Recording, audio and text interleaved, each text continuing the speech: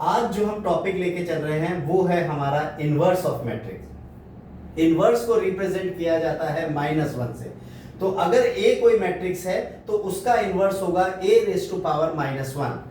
A inverse निकालने के लिए इस फॉर्मूले को हम यूज करेंगे, A inverse is equals to adjoint of A divided by determinant of A. और एडजॉइंट ऑफ ए को हम किस तरह से लिख सकते हैं, transpose of cofactor matrix divided by determinant of the ए। अब यहां पे आप देखेंगे ए इनवर्स निकालने के लिए हमारे को दो चीजों को निकालना जरूरी है। पहली चीज है डिटर्मिनेंट ऑफ मैट्रिक्स और सेकंड है हमारे पास कोफैक्टर मैट्रिक्स। अगर ये दो चीजें हम निकाल लेते हैं तो इनवर्स निकालना कंपैरेटिवली हमारे लिए बहुत इजी हो जाएगा। डिटर्मिनेंट कैसे निकालते हैं ये मैं आपको अपने पुराने वीडियोस में बता चुका हूं। तो अगर आपको डिटर्मिनेंट नहीं आता है निकालना तो आप मेरे पुराने वीडियो को देखें, जिससे आपको डिटर्मिनेंट निकालना आ जाएगा।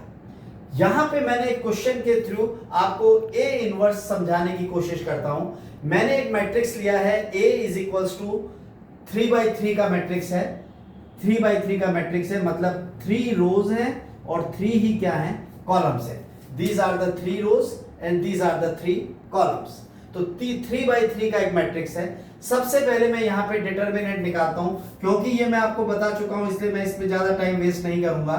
डिटर्मिनेंट ऑफ ए हो जाएगा आपका दैट इज 2, इससे रिलेटेड हटा दिया तो -1, 0, 2 एंड 1।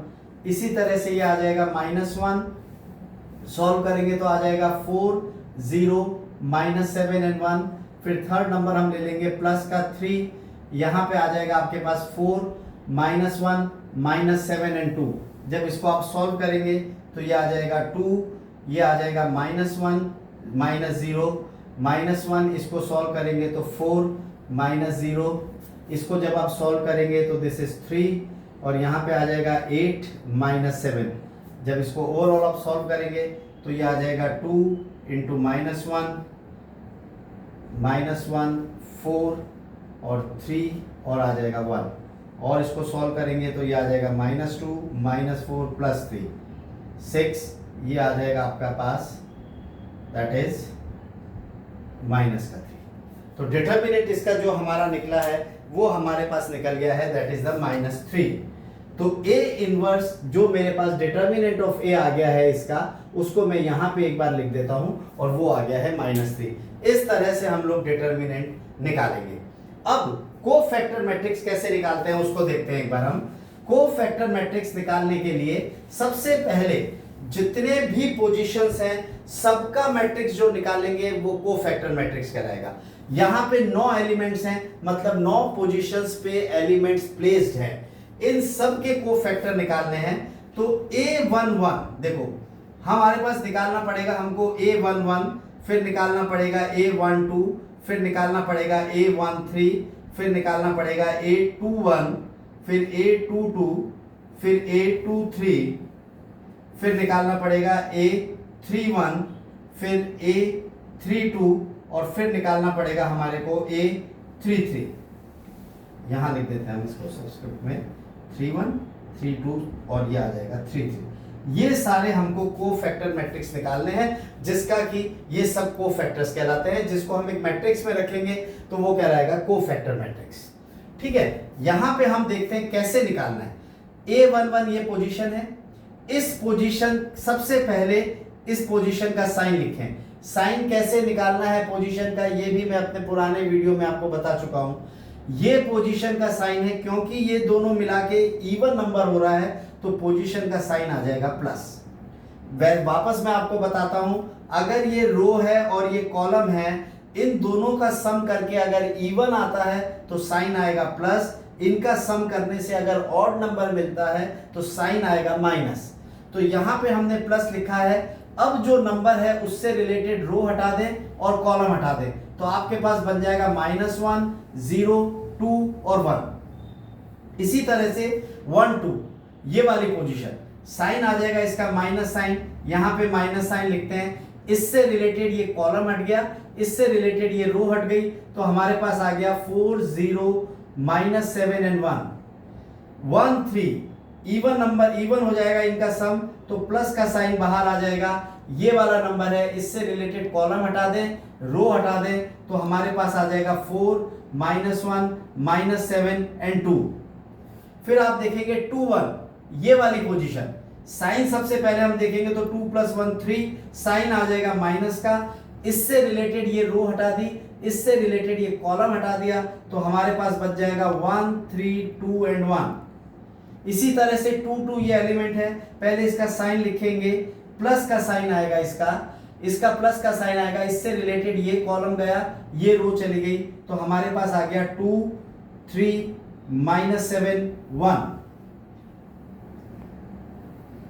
इसी तरह से 2 3 ये वाला एलिमेंट है, 2 3 का साइन आ जाएगा नेगेटिव, 2 3 से रिलेटेड ये रो हट गई, ये कॉलम हट गया, हमारे पास बच जाएगा 2 1 -7 एंड 2। फिर आप देखेंगे हमारे पास आ रहा है 3 1 का साइन आ जाएगा, 3 + 1 4 इवन है, प्लस का साइन आएगा, ये वाला पोजीशन है, इससे रिलेटेड ये रो चली गई, ये कॉलम चला गया, हमारे पास बच जाएगा 1 3 -1 और 0। फिर आ जाएगा 3 2 ये वाला एलिमेंट है, पहले 3 और 2 ऑड नंबर है, माइनस का साइन आ जाएगा, इससे रिलेटेड ये रो चली गई और ये कॉलम चला गया, तो हमारे पास बच जाएगा 2 3 4 0। इसी तरह से अब लास्ट नंबर है ये 1 3 + 1 3 + 3 6 हो गया, इवन नंबर है, प्लस का साइन आया, इससे रिलेटेड ये कॉलम चली गई, ये रो चली गई, तो हमारे पास आ गया 2 1 4 -1। इस तरह से हम ये सब की वैल्यूज निकाल लेंगे। इस तरह से सबके हमने कोफैक्टर मैट्रिक्स बना दिए। अब कोफैक्टर्स निकालने हैं, इनकी हम मैट्रिक्स बना दी है, अब हम इसकी वैल्यू निकालते हैं। वैल्यू उसी तरीके से निकालनी है, पहले इसको मल्टीप्लाई करना है, माइनस का साइन लगा के इसको करना है, तो 1 × -1 -1 ये हो जाएगा 0, तो माइनस का 0, बाहर भी प्लस का साइन था, तो इसकी वैल्यू आ गई आपके -1। इसी तरह से जब इसको हम करेंगे, बाहर माइनस का साइन है, इसको मल्टीप्लाई करेंगे 4 × 1 4 और इससे आ जाएगा 0, तो माइनस का 0, वैल्यू आ गई -4। इस तरह से जब हम इसको मल्टीप्लाई करेंगे तो ये आ गया 4 2 8, माइनस का साइन ब्रैकेट के अंदर हमारे पास आ जाएगा, that is the minus minus plus का 7, ये प्लस का 7 लिख दिया, बाहर प्लस का साइन था, तो 8 - 7 हमारे पास वैल्यू आ जाएगी 1। इसी तरह से इसको हम सॉल्व करेंगे, बाहर माइनस का साइन है, तो 1 - 6, तो माइनस का 5, बाहर माइनस है, तो ये हो जाएगा प्लस का 5। इस तरह इसको सॉल्व करेंगे तो 2 प्लस, क्योंकि बाहर है माइनस, ब्रैकेट के अंदर भी है -21 और बाहर इसका साइन है प्लस का, जब आप सॉल्व करेंगे तो प्लस का 21 और 2, तो ये आ जाएगा हमारे पास 23।